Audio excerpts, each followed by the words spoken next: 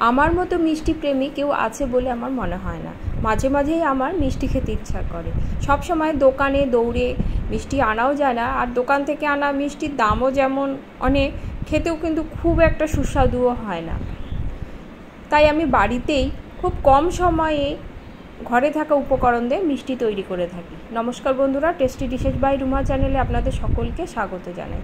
আজকের রেসিপি ঠান্ডা ঠান্ডা রাবড়ি আর মিনি গুলাবজামুন।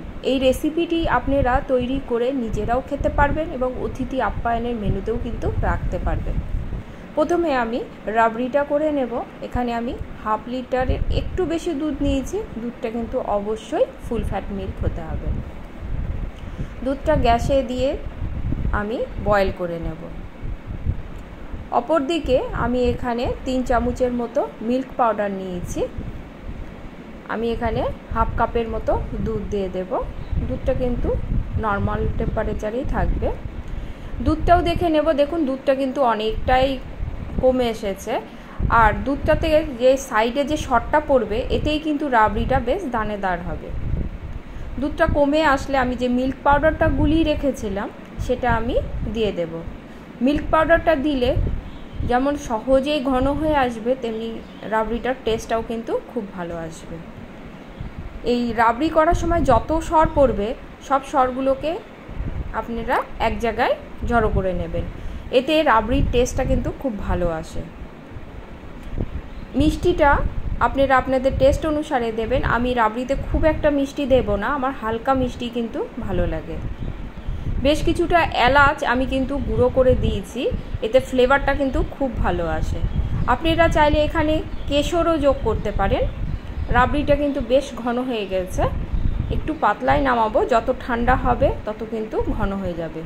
রাবড়িটা নামিয়ে নিয়ে আমি ফ্রিজে রেখে দেব।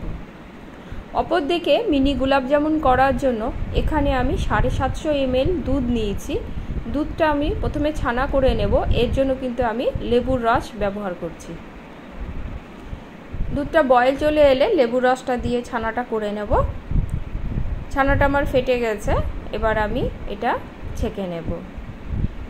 ছানাটা ছেঁকে নিয়ে আমি একটি বড় থালের মধ্যে নিয়ে নেব।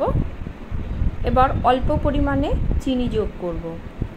হাতের তালুর সাহায্যে ছানাটাকে কিন্তু ভালো করে মথে নিতে হবে। এই মথে নেওয়ার উপরেই মিষ্টিটার সফট ভাবটা আসে।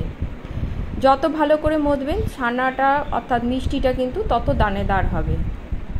ছানাটা হাতের তালুর সাহায্যে একটু প্রেস করে করে 5 থেকে 6 মিনিট ভালো করে মথে নেবেন। দেখবেন ছানাটা কতটা সফট হয়ে গেছে। এই মিষ্টিটার টেস্ট বাড়াবার জন্য আমি এখানে 2 চামচ মিল্ক পাউডার দিয়েছি, তবে আপনারা যদি না দিতে চান সেক্ষেত্রে শুধু ছানা দিয়েও করতে পারেন। মিল্ক পাউডার দিলে কিন্তু ছানাটা একটু সফট হয়ে যাবে।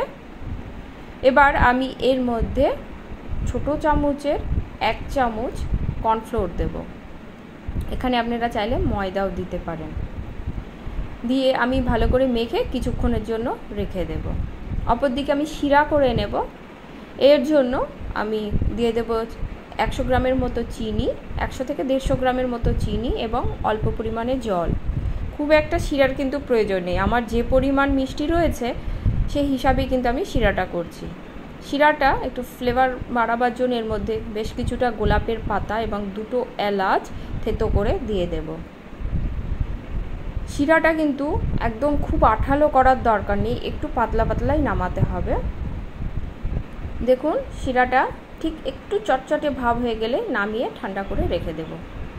অপরদিকে আমি যে ছানাটা মেখে রেখেছিলাম তা মোটামুটি 15 মিনিটের মতো হয়ে গেছে। এবার হাতের তালুর সাহায্যে অর্থাৎ হাতের তালুতে একটু ঘি মাখিয়ে নিয়ে এই ছানার মণ্ডটা থেকে ছোট ছোট মিষ্টি গড়ে নেব। এটা কিন্তু একটু ছোট ছোটই গড়বেন, কারণ ভাজার পরে এবং রসে দেওয়ার পরে মিষ্টির সাইজটা কিন্তু বড় হয়ে যায়। আমার ওইটুক ছানা দিয়ে দেখুন কতগুলো মিষ্টি হয়েছে। এবার মিষ্টিগুলো আমি ভেজে নেব। এখানে আমি সাদা তেল ব্যবহার করছি এবং তেলের মধ্যে কিন্তু আমি 1 চামচ ঘি দিয়েছিলাম। আপনারা চাইলে ঘিও ভেজে নিতে পারেন, তবে ঘিয়ে ভাজতে অনেকেরই সমস্যা থাকতে পারে, অনেকে ঘি খুব একটা পছন্দ করেন না।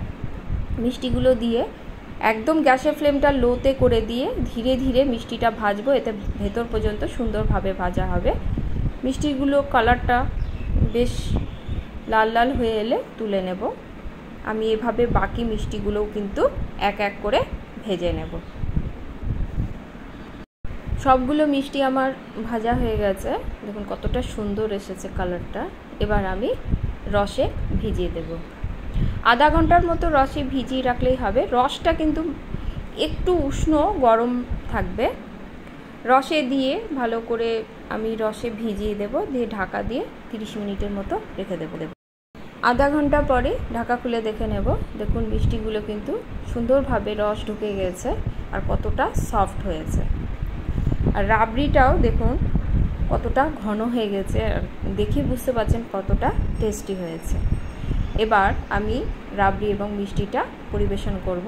আর রাবড়িটা কিন্তু আমি ফ্রিজে রেখেছিলাম, একটু ঠান্ডা ঠান্ডা রাবড়ি হলেই খেতে কিন্তু বেশি ভালো লাগে। প্রথমে রাবড়িটা দিয়ে দেব, তারপরে মিষ্টিগুলো দিয়ে দেব, দিয়ে উপর থেকে আমি আরেকটু রাবড়ি দিয়ে পরিবেশন করব। আজ তাহলে এ পর্যন্ত, সকলে ভালো থাকবেন। ধন্যবাদ সকলকে।